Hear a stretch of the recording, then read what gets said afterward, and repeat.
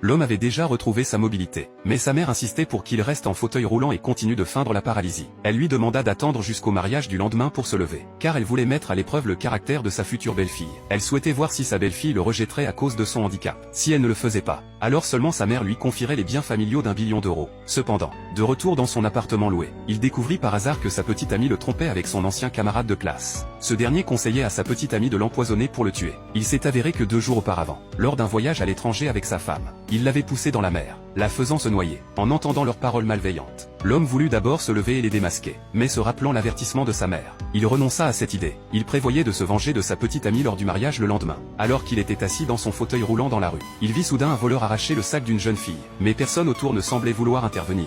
L'homme, sans se soucier de devoir cacher son handicap, poursuivit le voleur. Il récupéra le sac avec succès et le rendit à la jeune fille. La jeune fille était extrêmement reconnaissante de l'aide de l'homme. Quand elle apprit qu'il prévoyait de se venger de sa petite amie le lendemain, la jeune fille déclara qu'elle voulait l'épouser. L'homme pensa qu'elle plaisantait. Le lendemain au mariage, l'homme prit le micro et commença par évoquer l'accident de voiture d'il y a 3 ans, quand il avait été paralysé en sauvant sa petite amie. Bien que sa petite amie soit restée avec lui pendant 3 ans, il décida de la quitter aujourd'hui. Tout le monde dans la salle était stupéfait. Il n'arrivait pas à croire qu'un homme paralysé rejetterait sa petite amie jeune et belle.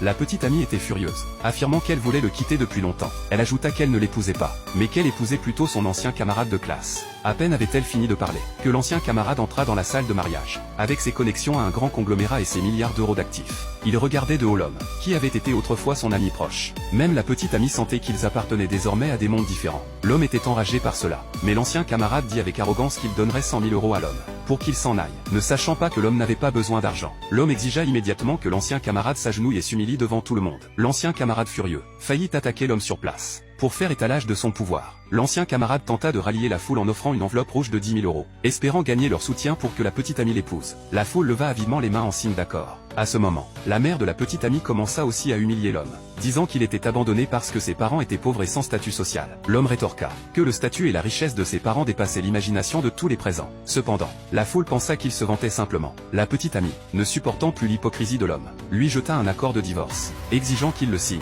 L'homme déchira immédiatement l'accord, déclarant qu'aujourd'hui n'était pas question de divorce, mais plutôt de lui qui la quittait, car il allait épouser sa fiancée. La petite amie ne pouvait pas croire qu'un homme paralysé puisse avoir une autre femme prête à l'épouser. Elle pensait qu'il racontait n'importe quoi. Elle lui ordonna de partir, affirmant qu'elle allait épouser l'ancien camarade. Une violente dispute éclata entre eux, et l'ancien camarade ordonna à ses hommes de porter l'homme dehors. Les invités crièrent à l'homme de sortir, alors que la petite amie se sentait triomphante.